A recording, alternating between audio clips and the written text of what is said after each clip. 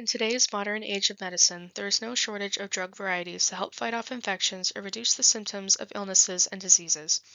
There is, however, a growing concern of the cost of these drugs and antibiotics, as well as bacteria in our bodies developing resistance to the drugs used to treat these illnesses.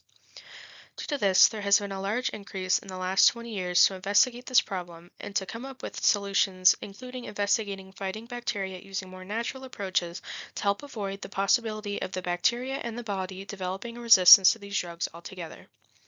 The purpose and hypothesis of this study was to investigate if the major catechin in green tea, epigallocatechin 3 gallate, also known as EGCG, had antibacterial properties to determine if it could potentially be a more natural approach to relieving bacterial infections and symptoms in the body, as well as to help those who either don't have access to these drugs or can't afford them to have a more accessible and natural option.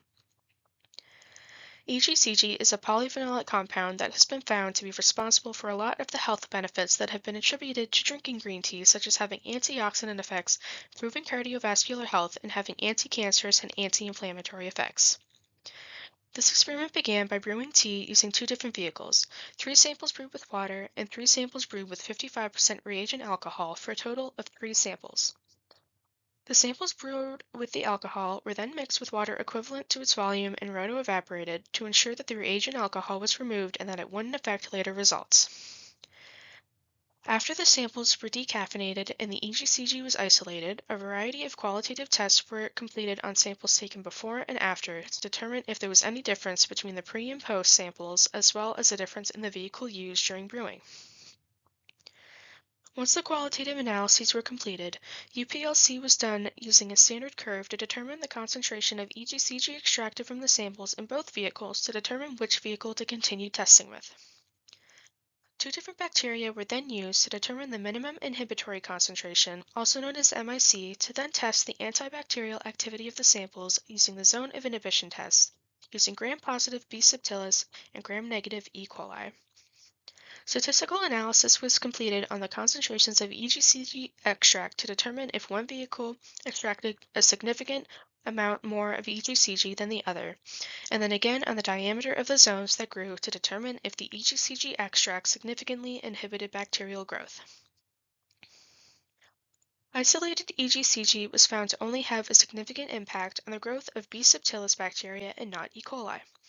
However, on the B. subtilis plates, there was regrowth around what can only be assumed to at one point be clear inhibition zones and therefore have been reported as zones of abnormal growth to account for such. Even with these abnormal growth zones, significance was found and still reported with p less than 0.0001. The results of the qualitative analysis were graded on a scale from 0 to 2 based on the results of their respective negative and positive controls. These tests were looking for the presence of saponins, carbohydrates, tannins, and flavonoids. The 55% reagent alcohol extract was selected because it was determined that there was no significant difference between the two vehicles for the amount of EGCG they extracted. The amount of EGCG extracted was equal to 731.7 plus or minus 213.6 milligrams per liter for the alcohol extracts versus 715.8 plus or minus 119.6 milligrams per liter for the water extracts, and based on the results of the qualitative analyses, it was determined that the alcohol may yield more promising results for the MIC in the antibacterial properties analysis.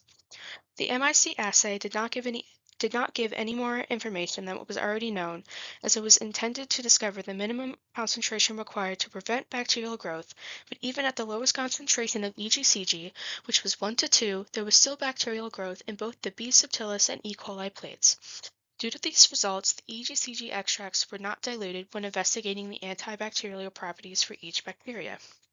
The hypothesis that EGCG would significantly inhibit bacterial growth was proven, but only in B. subtilis and not in E. coli, which brings up the possibility for future development and refinement of these results by investigating whether EGCG only has the ability to inhibit gram-positive bacterial growth or if it just simply doesn't affect E. coli growth.